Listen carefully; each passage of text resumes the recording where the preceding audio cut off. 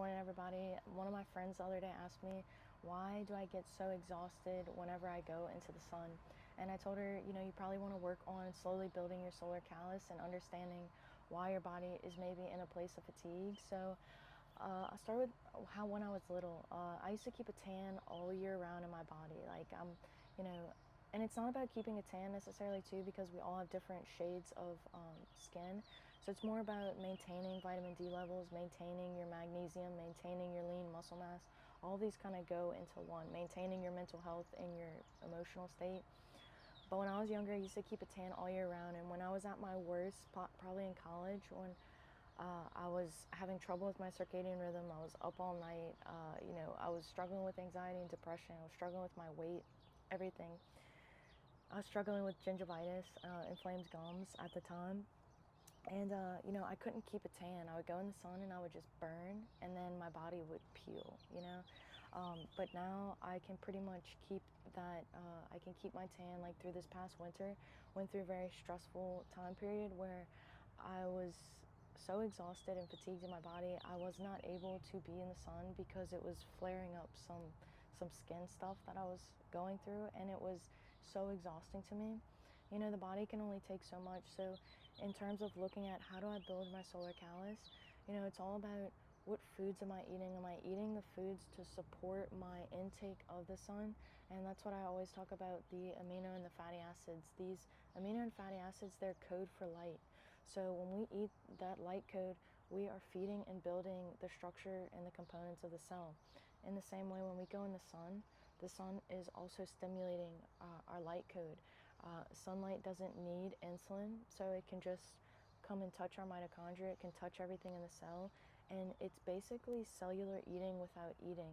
The same thing as exercise. When we're exercising and we're moving, we are stimulating the mitochondria. We're stimulating the pathways of essentially eating, but again, we're not eating. That's why we're so beautiful. Our human bodies, unlike plants can do photosynthesis, right? We can do photosynthesis as well as, you know, I'm blanking out right now. My brain decided not to work. But we have kinesiology. We can move. We have kinetic abilities. We have kinetic metabolism. So we can do both. You're like literally a biochemist and a magician all in one all the time. So building your tolerance to the sun is something to look forward to. And it's also about what is in my diet that maybe is stimulating my fatigue and my exhaustion. So a lot of the times we talk about like vegetable oils, right? Those unhealthy fats don't support the integrity of the cell. So the integrity of the cell is the outlining of the cell. It's made of a fat membrane. So if you have unhealthy fats in your diet, like I did when I was in college, it's gonna cause you to burn more. You're not gonna be taking in the sun. And our melanin production is super important, again, for maintaining our vitamin D levels, everything like that. Dr. Jack Kruse is a better resource to look into if you're looking for resources. He talks a lot about melanin production. Being in the sunlight stimulates our hormone axis in the brain. So if there's issues that are going on, even if it's anything with just fatigue, going out into the sunlight, especially in the morning or the afternoon where the rays are more gentle, they're more at the infrared spectrum, is super important for training your circadian rhythm, for training your lean muscle mass, right? And talking about that, I've talked about the feminine masculine balance before. We have feminine side of the hormones and we have masculine side of the hormones. So our masculine side is known as our anabolic metabolism. This is the side that builds, right? So insulin, it's growth oriented, it's action oriented. But the sunlight includes both the feminine and the masculine, because when you're going into the sun, that is a receptive activity, unless you're running while you're in the sunlight. But you could just, like me, I just go sit into the sunlight. So it's a feminine practice to help your masculine side of your hormones, right?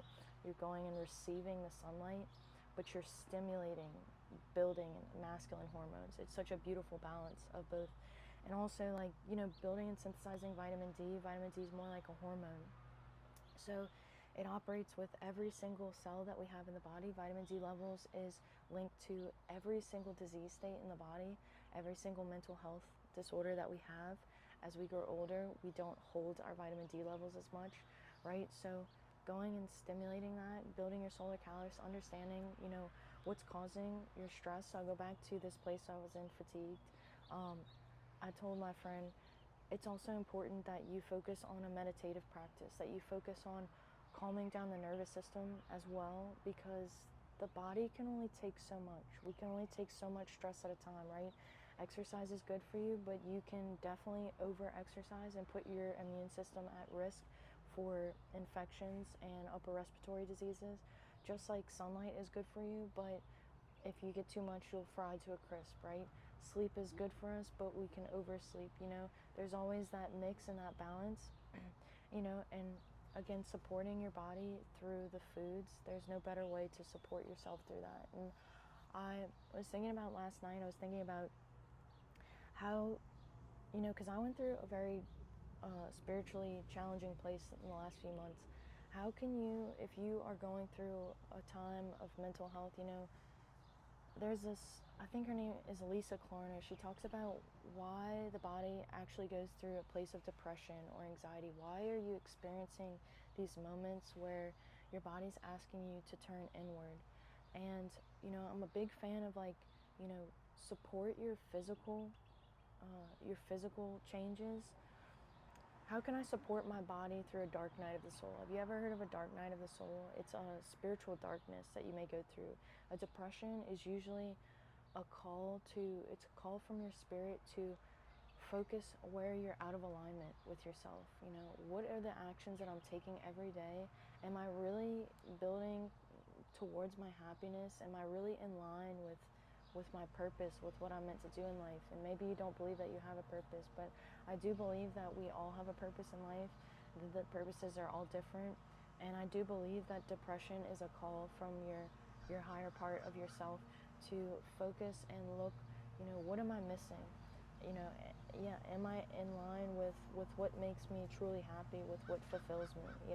Am I surrounding myself with people that fill my cup up, or are they emotionally exhausting?